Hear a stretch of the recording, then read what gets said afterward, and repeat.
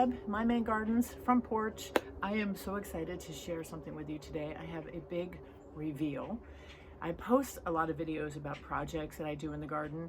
By the way, you can hear the birds chirping in the background. It's like a perfect Maine August day. It's just gorgeous. Anyhow, so today you're gonna see whether a project that I did and shared with you in an earlier video was a success or a failure.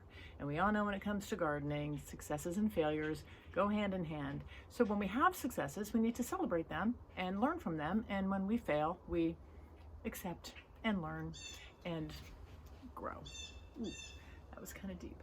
Anyhow, here's the story. About a month ago, a neighbor dropped off a very sad looking annual on my front walkway and asked if I could save it because I'm sort of referred to as the plant whisperer in my neighborhood. And of course, yes, I love a good challenge.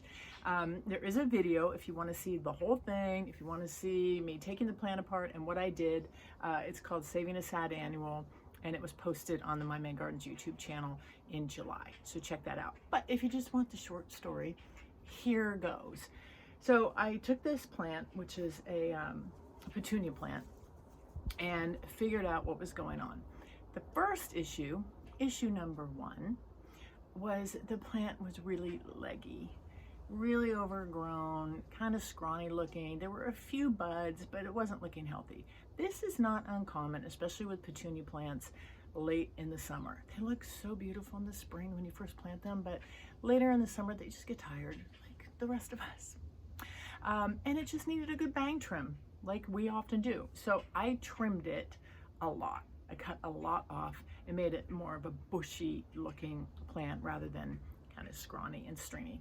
So that was the first issue and my first solution. Issue number two, the plant was planted in a beautiful container, gorgeous, gorgeous, probably an antique. Problem, no drainage. So we had to resolve that. Issue number three, the plant roots were very condensed, kind of like a brick, and about half of them were exposed. So to fix issue number 2 and 3, I pulled the plant out, planed it out, removed all the soil, and separated, or what I call zhuzhed, the roots. Just kind of pulled them apart a little bit, massaged them. I probably talked to them, maybe sang them a little song. And then I replanted them in a new pot with drainage, a clay pot with a hole, with fresh soil. I had a little fertilizer too. The fourth issue with the plant was its location. Location. It was on a covered porch and not receiving any sun whatsoever. So to solve that problem, after I replotted it, replanted it, I moved it into a partly sun location. So it received sun in the morning and afternoon. That was a month ago. The first couple of weeks, I wasn't sure it was going to bounce back. So lesson learned, you have to be patient with these things. But then all of a sudden, this is what happened. Are you ready? I can't wait to show you. 1 month later. Look at it. Can you believe it? Isn't it gorgeous? Look at that. It is so happy. It just looks better than it ever did. And I'm